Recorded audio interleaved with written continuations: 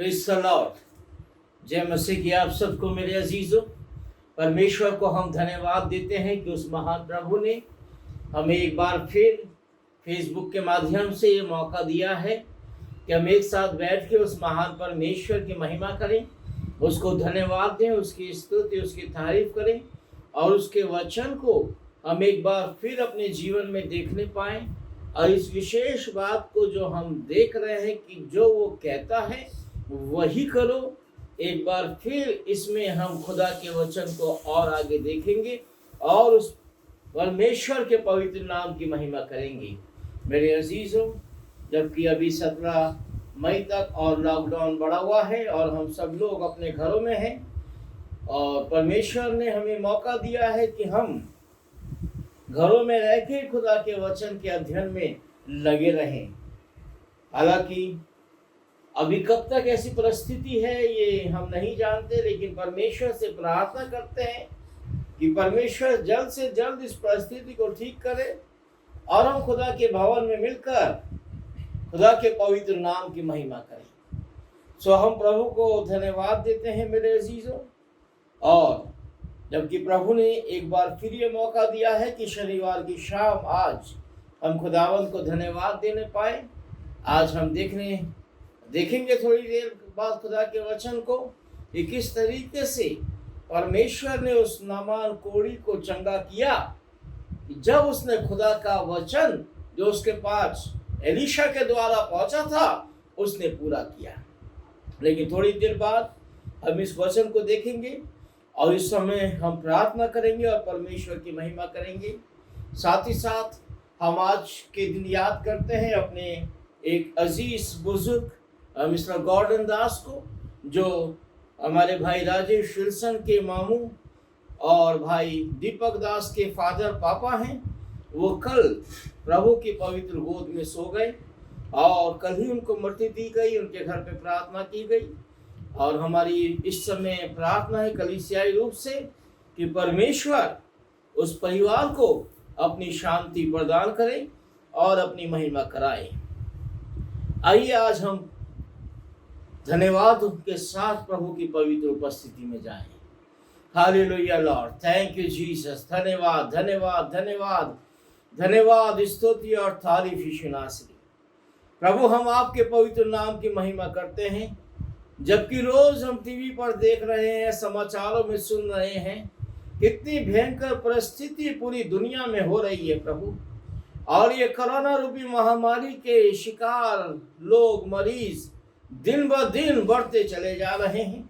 और प्रभु, हमारे देश में भी 53,000 के आसपास, उससे भी ज्यादा संख्या पहुंच चुकी है। और प्यारे खुदावन, हजारों की संख्या में अब जो उसकी बीमारी के द्वारा मरने वाले लोग हैं उनकी भी संख्या हो गई है। लेकिन प्रभु, आपने हम पे अनुग्रह किया है, आपने हम पे दया की है, हमको बचाया है प्यारे परमेश्वर।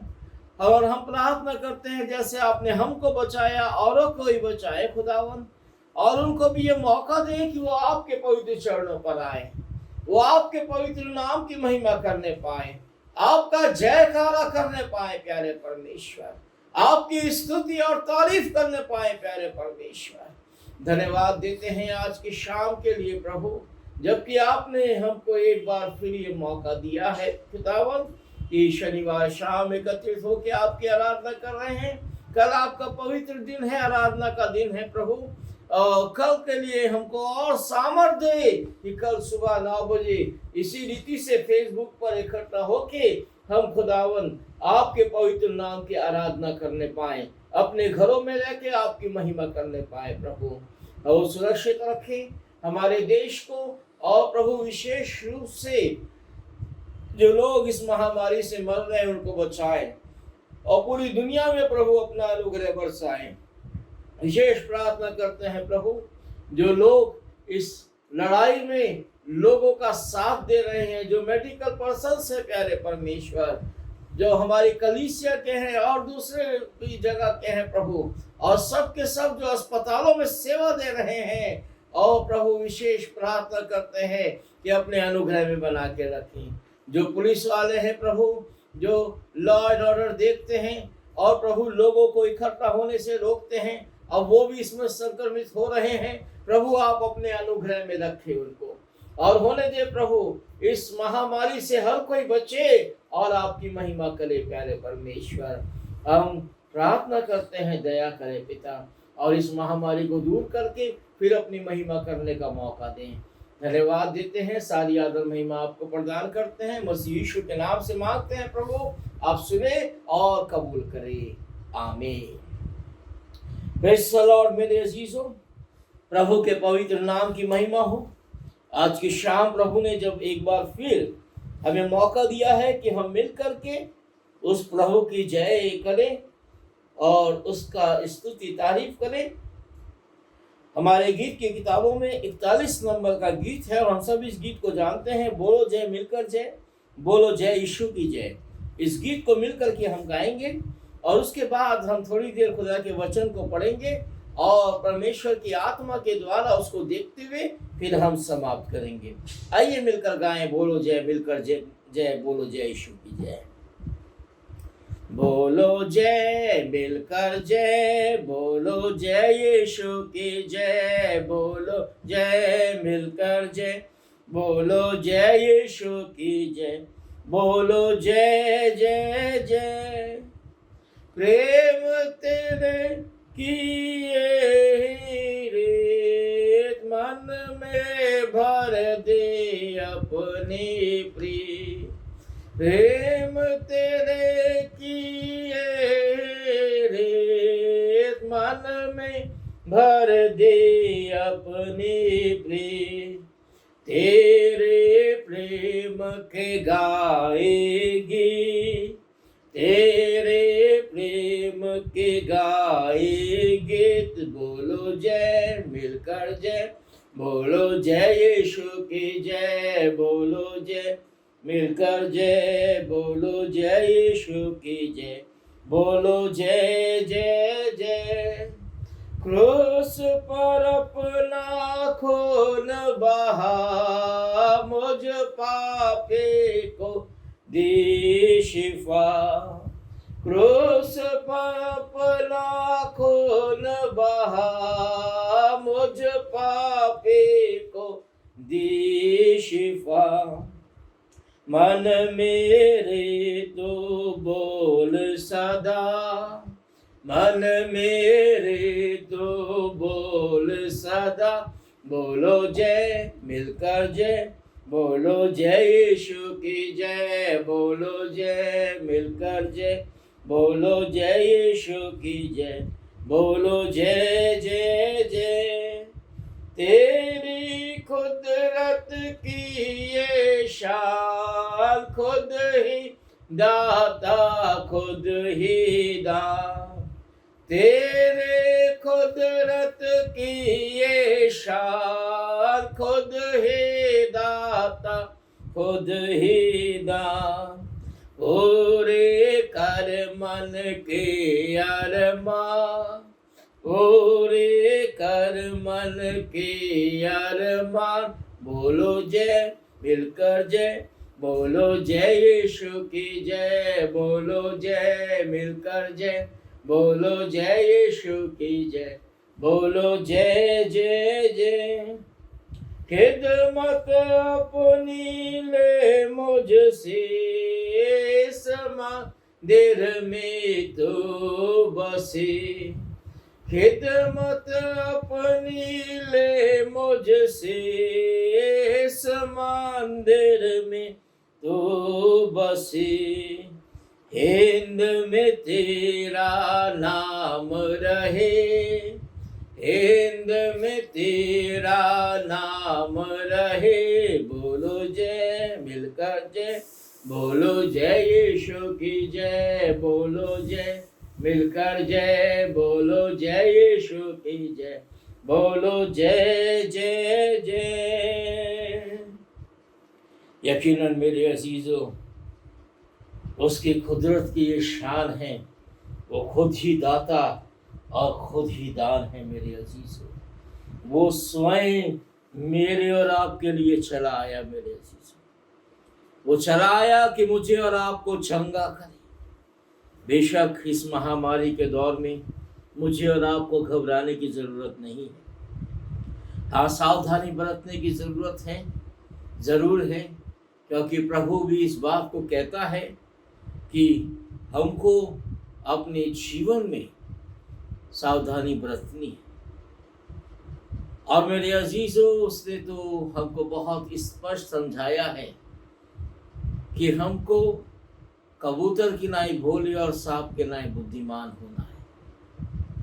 हर परिस्थिति हमको इसी फार्मूले के द्वारा जीतना है। ऐसा भोला भी नहीं बनना है कि जहाँ प्रभु नहीं चाहता, और जरूरत से ज्यादा चालाक भी नहीं बनना है। अपने आप को प्रभु के आगे समर्पण कर देना है, और जो वो कहता है बस वही करना है। और यकीनन देखिए, शैतान के हर हमले से वो प्रभु हमको बचा के रखेगा। आइए आज हम देखने जा रहे हैं दूसरा राजा, उसका 5वां अध्याय। ये हम लोग बाइबल पढ़ते हैं, हम लोग जानते भी हैं कि यहाँ क्या लिखा है। नामान कोढ़ी का वर्णन है। और मेरे अजीजों, परमेश्वर ने एलीशा के द्वारा उसको जो वचन भेजा वो उसको मानना था, और वो माना तो उसको चंगाई मिली। जो कहा गया वो किया तो उसने आश्चर्य क्रम देखा। लेकिन अगर नहीं करता और वो अपने विचारों के अनुसार चलता, तब मेरे अजीजों कुछ अपने जीवन में नहीं पाता। आइए खुदा के वचन को पहले हम थोड़ा देर पढ़ते हैं। अपनी बाइबल खोल लीजिए मेरे साथ। नामान नबी के विषय में दूसरा राजा, नामान जो कोढ़ी है उसके विषय में दूसरा राजा 5वां अध्याय 1 पद से पढ़ रहे हैं। यह आराम के राजा का वर्णन है कि आराम के राजा के नामान नामक सेनापति अपने स्वामी की दृष्टि में बड़ा और प्रतिष्ठित पुरुष था, क्योंकि यहोवा ने उसके द्वारा अरामियों को विजय किया था, और वो शूरवीर था परंतु कोढ़ी था। यहाँ पर खुदा का वचन बहुत साफ इस बात को बताता है कि बहुत इज्जतदार प्रतिष्ठित पुरुष ने था अपने राजा आराम के समय, क्योंकि इसने अरामियों को एक बड़ी विजय दिलाई थी। हालांकि विजय परमेश्वर ही की ओर से मिलती है, और लिखा भी है कि यहोवा ने उसके द्वारा अरामियों को विजय दिलाई थी, और वो बहुत शूरवीर था परंतु कोढ़ी था। अरामी लोग दल बांधकर इज़राइल देश में जाके वहां से एक छोटी लड़की बंदी बना करके ले आए थे, और वो नामान की पत्नी की सेवा करती थी। उसने अपने स्वामिनी से कहा, यदि मेरा स्वामी शोमरोन के भविष्यवक्ता के पास होता तो क्या ही अच्छा होता कि वो उसको कोढ़ से चंगा कर देता।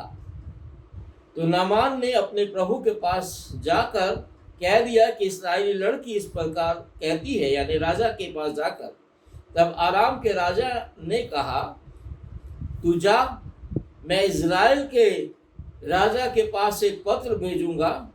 तब वो 10 किक्कार चांदी और 6 टुकड़े सोना और 10 जोड़े कपड़े साथ लेकर के रवाना हुआ।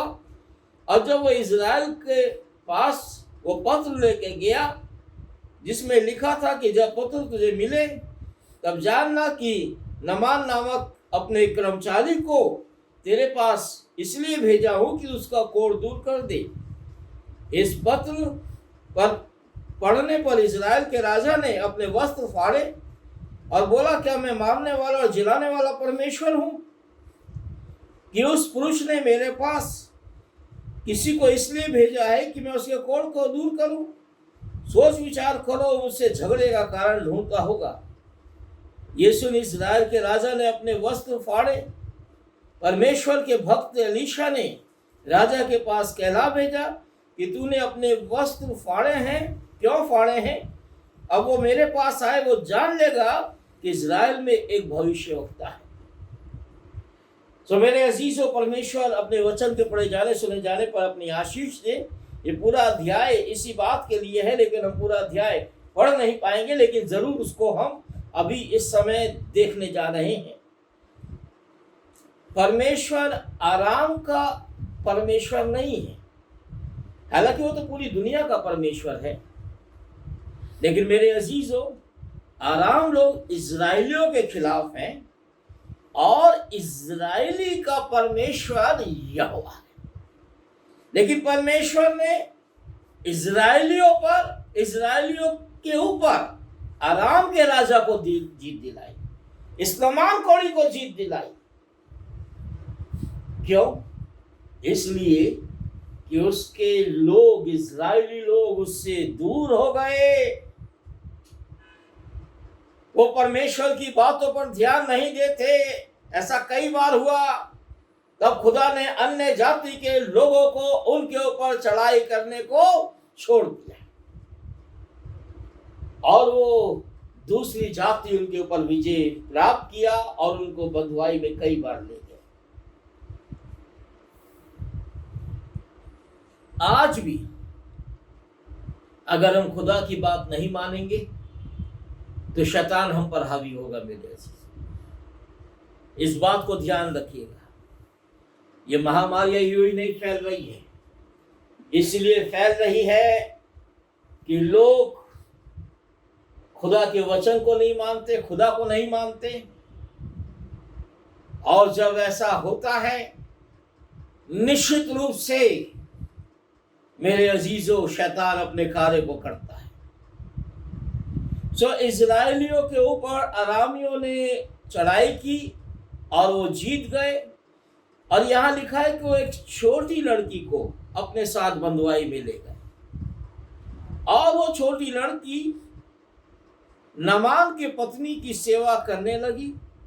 और नामान, जिसके विषय में हम देख रहे हैं, सेनापति है लेकिन कोढ़ी है। इस छोटी बच्ची को जब पता चलता है तो इस बात को अपने मालिक को कहलवाती है या अपनी मालकिन से कहती है, अच्छा होता यदि मेरा स्वामी शोमरोन के भविष्यवक्ता के पास होता और वो कोढ़ से उसको चंगा कर देता। सबसे पहले तो नामान कोढ़ी की चंगाई का जो सारा श्रेय जाता है वो छोटी बच्ची को जाता है। ये छोटी बच्ची की तरह आज हमको बनना जरूरी है। अपने जीवते परमेश्वर को उन लोगों के पास ले जाना है या उन लोगों को बताना है जो आज उसको नहीं जानते, क्योंकि चंगा करने वाला केवल परमेश्वर है। इस महामारी से बहुत से लोग आज जूझ रहे हैं। बहुत रिसर्च चल रहा है इसके वैक्सीन निकाले जाने के लिए, इस बीमारी का इलाज खोजे जाने के लिए। लेकिन ये याद रखिएगा, जब तक लोग परमेश्वर के आगे अपने घुटने नहीं टेकेंगे, मनुष्य को किसी भी बीमारी से छुटकारा नहीं मिलेगा। जो यीशु मसीह के हजूर अपने आप को नहीं लाएंगे, याद रखिए, हमको बीमारियों से छुटकारा मिलने वाला नहीं है। अवश्य है कि आज हम इस संकट के दौर में लोगों को संकट से उभारे, उन्हें बताए संकट से निकालने वाला परमेश्वर केवल एक है और वो है यीशु मसीह। अगर हम यीशु मसीह के पास चले जाएं तो उसने वादा किया है, संकट के समय मुझे पुकार, मैं तुझे छुड़ा लूंगा। और आज मेरे अजीजों, यही सिचुएशन है, यही बात है कि आज हम पुकारें, लोगों को बोले कि वो परमेश्वर को पुकारो, उस छोटी लड़की की तरह जो नामान कोढ़ी को शोमरोन के भविष्यवक्ता के पास जाने को कही।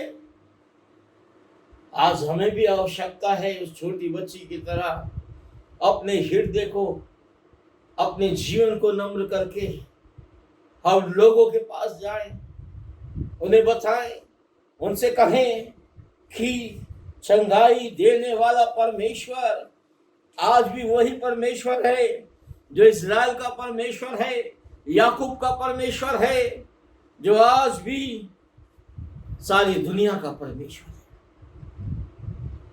और मेरे अजीजों, जब इस लड़की की, छोटी लड़की की बात उसकी स्वामी ने सुनी और नामान को भी ये पता चला कि ये इजरायली लड़की इस तरीके से कह रही है, तब नामान अपने राजा के पास ये संदेश भिजवाता है कि देख, इजरायली लड़की ऐसा कहती है। तब अराम के राजा जो है इजराइल के राजा को एक खत लिखता है कि वो उसके सेनापति को चंगा करे कोढ़ से। अरे मनुष्य मनुष्य को क्या चंगा करेगा? मनुष्य मनुष्य की क्या मदद करेगा? हालांकि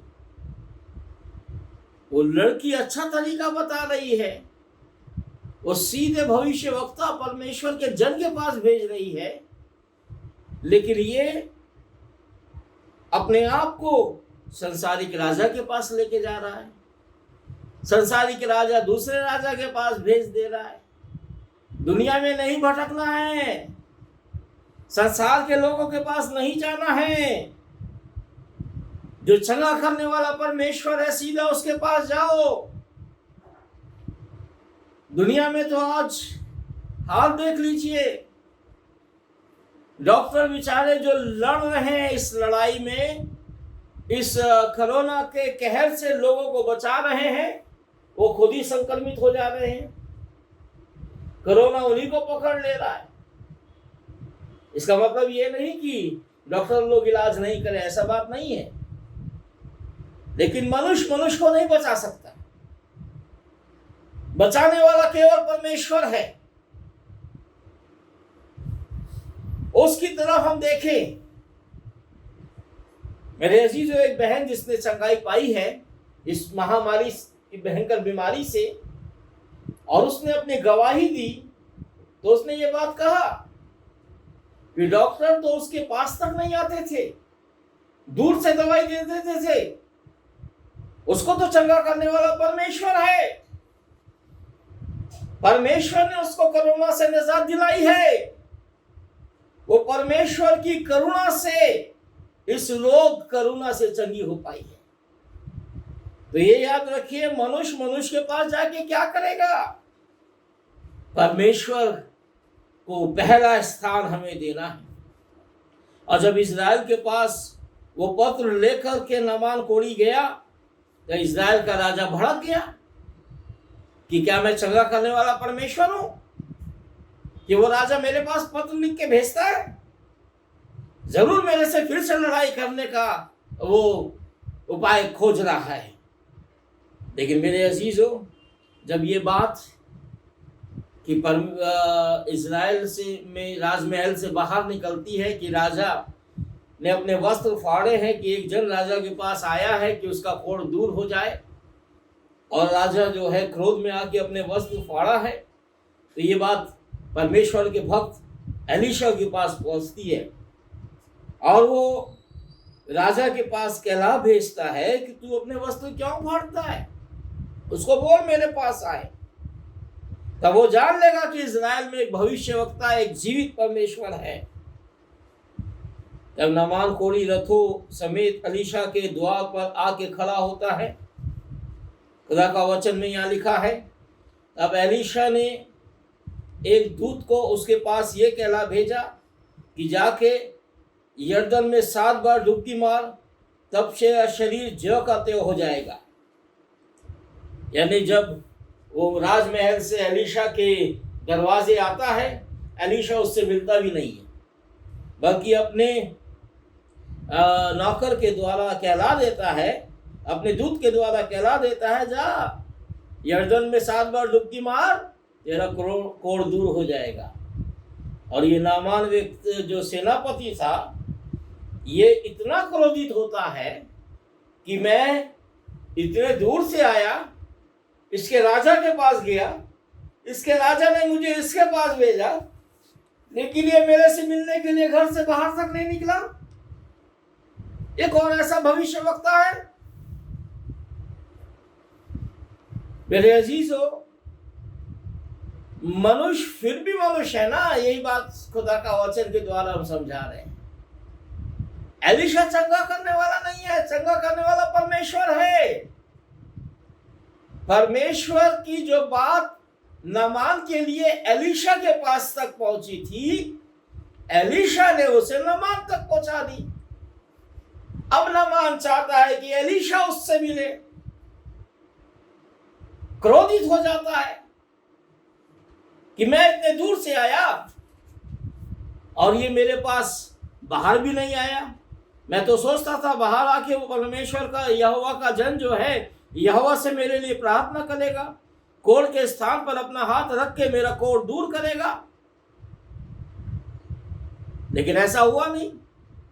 वो इतना क्रोधित हो जाता है और फिर वही बोलने लगता है कि दमिश्क की अबाना और पर्पल नदियां इजराइल के सब जलाशयों से उत्तम नहीं है, क्या मैं उसमें स्नान करके शुद्ध नहीं हो सकता? तो ये बात जोर जोर से चिल्ला के वो बोलने लगता है कि अगर ऐसा ही था कि पानी में डूब करके मैं चंगा हो जाता तो मेरे अपने देश में बहुत अच्छी नदियां हैं, मैं यहाँ क्यों आया? और क्रोध से भरकर वो वापस लौटने लगता है। तब उसका एक सेवक, नामान का एक सेवक उसके पास आके उसको समझाता है। ये इतना बड़ा ऊंचा अधिकारी है लेकिन इसको अकल नहीं। एक छोटा सा सेवक आके इसको समझा रहा है, अरे यदि कोई वो भविष्यवक्ता आके तुझे कोई और भारी काम करने को कहता, आज्ञा देता, तो क्या तू उसको ना करता?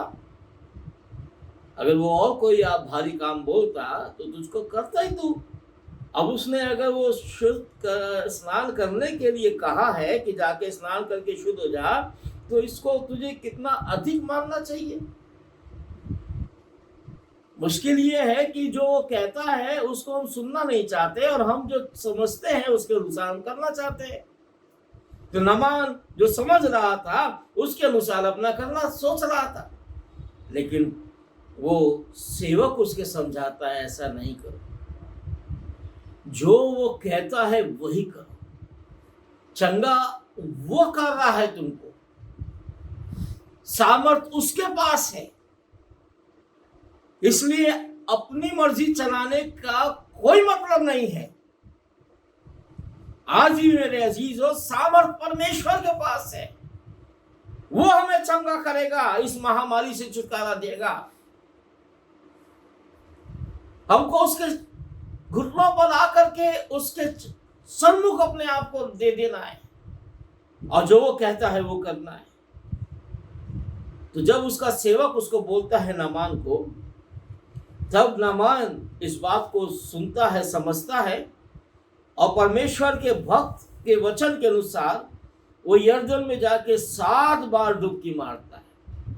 अब जब पहली बार उसने डुबकी मारी होगी तो कुछ नहीं हुआ होगा, और ज्यादा कुड़कुड़ा गया, क्या हो रहा है, कुछ नहीं हो रहा है।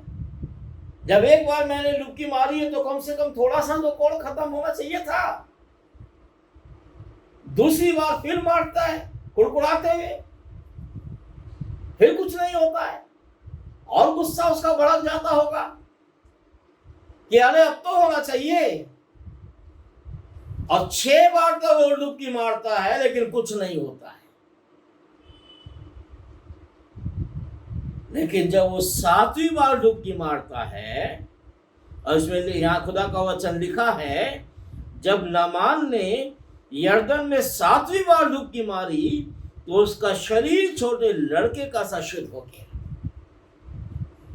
अगर खुदा ने कहा है 7 बार तो 7 बार,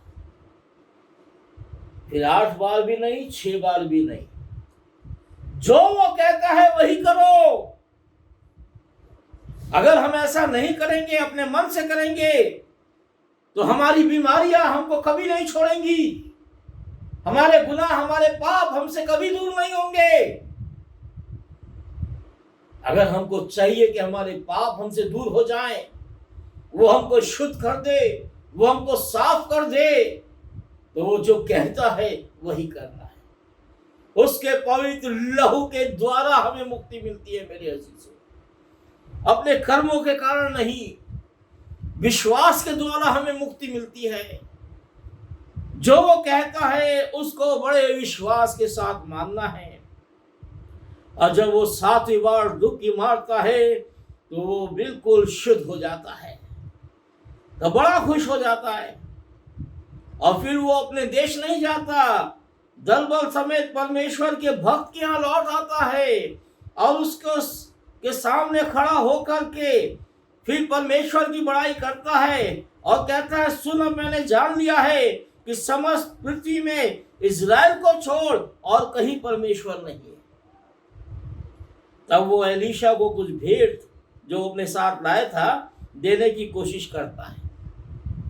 एलीशा उससे कहता है कि यहोवा के जीवन की शपथ, यहोवा जिसके सन्मुख मैं उपस्थित रहता हूं, उसके जीवन की शपथ कि मैं उस भेंट में से कुछ नहीं लूंगा। जब उसने उसको बहुत विवश किया कि वो भेंट को ग्रहण करे, यानी नामान ने, तब भी एलीशा ने इनकारी करता रहा।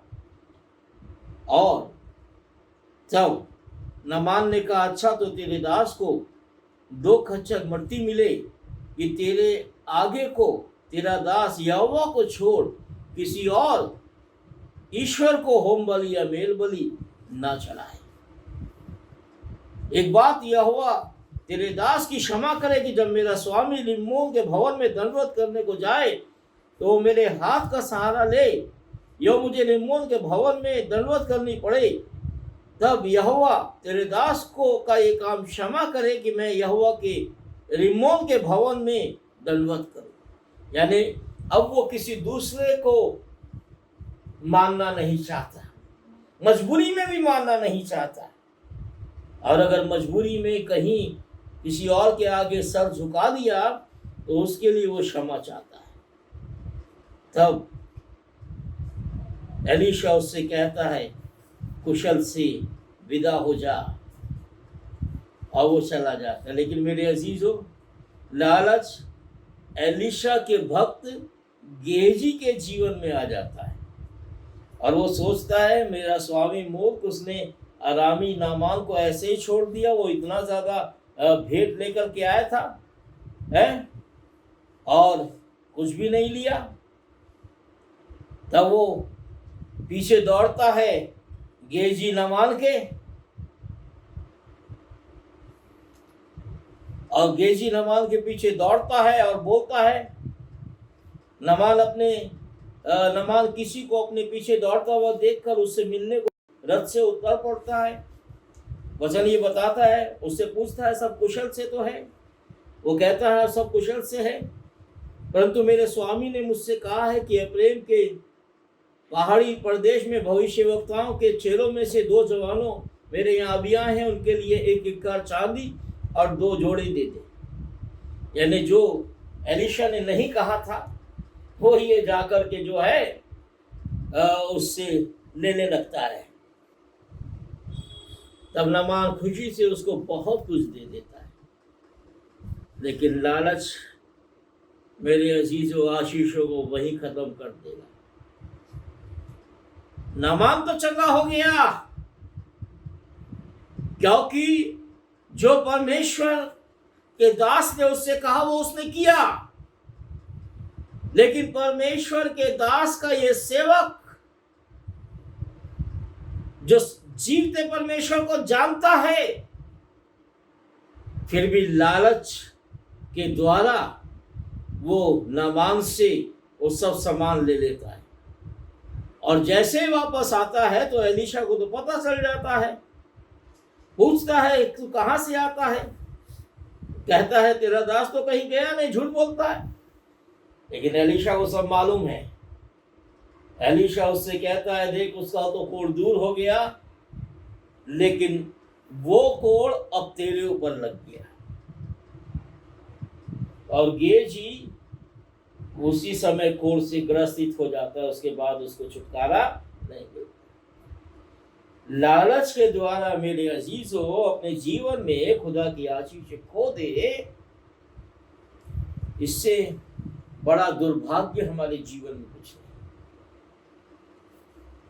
ध्यान रखिए कि केवल हमें आशीष पाना है, चंगाई पाना है, सामर्थ पाना है, जो वो कहता है वही करना है। जैसे नामान ने किया, चंगाई पाई,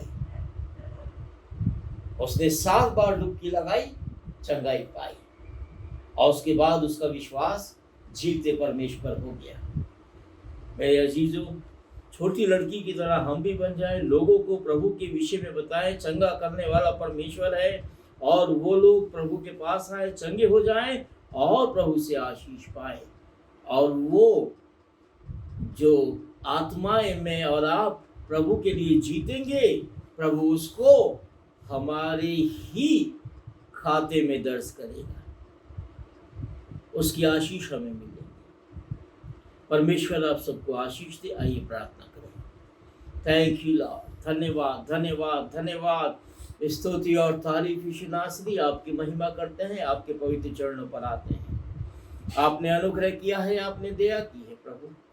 आज हमने एक बार फिर उस नामान कोढ़ी के विषय में देखा प्रभु, जो घमंड से तो भरा था, क्रोध से भी भरा था, लेकिन जब उसने क्रोध छोड़ दिया, घमंड छोड़ दिया और अपने एक छोटे सेवक की बात सुन ली, और उसने जो उसको कहा गया था वो किया, उसने प्रभु चंगाई पाई। धन्यवाद देते हैं प्रभु कि हमको भी उसी तरह बनाए कि जो प्रभु आप हमें कहते हैं वो हम करने पाए, ना कि घेजी की तरह बन जाए जिसने लालच किया और बर्बाद हो गया, बल्कि उस छोटी की बच्ची की तरह हमें इस्तेमाल करे प्रभु, जिसने नामान को आपके विषय में बताया। आज ये दुनिया भी प्रभु सच्चे और जीते परमेश्वर को जानना चाहती है, लेकिन उनको बताने वाला बहुत कम लोग हैं प्रभु। लोगों को सामर्थ्य दे, सच में चंगा करने वाले परमेश्वर को सब लोग जान जाए और उसके निकट आके इस महामारी से बच जाए। पूरी कलीसिया पर आपकी आशीष चाहते हैं, अपने देश पर आपकी आशीष चाहते हैं प्रभु, और पूरे विश्व पर आपका अनुग्रह चाहते हैं।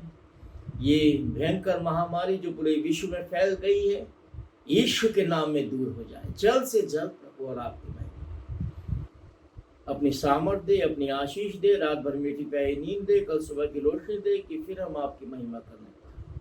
सारी आदर महिमा प्रभु केवल आपको मिल पाए, यीशु के नाम से आमीन। प्रभु की प्रार्थना करेंगे, ही हमारे पिता तुझे स्वर्ग में है, तेरा नाम पवित्र माना जाए, तेरा राज आए, तेरी मर्जी जैसे आसमान में पूरी होती है जमीन पर भी हो। मैं रोज की रोटी आज हमें दे, जिस तरह अपने कसूर वालों को माफ करते हैं, तू भी हमारे कसूर में माफ कर। हमें आजमाइश में न डाल, बल्कि बुराई से बचा, क्योंकि बादशाह, कुदरत और जलाल हमेशा तेरा ही है। आमीन। हमारे परमेश्वर पिता का प्रेम, प्रभु यीशु मसीह का अनुग्रह, पवित्र आत्मा की संगति और सहभागिता हम सबों के साथ, पूरी कलीसिया के साथ और हमारे राज्य के साथ, हमारे देश के साथ हमेशा हमेशा होती रहेगी। आमीन। Praise the Lord.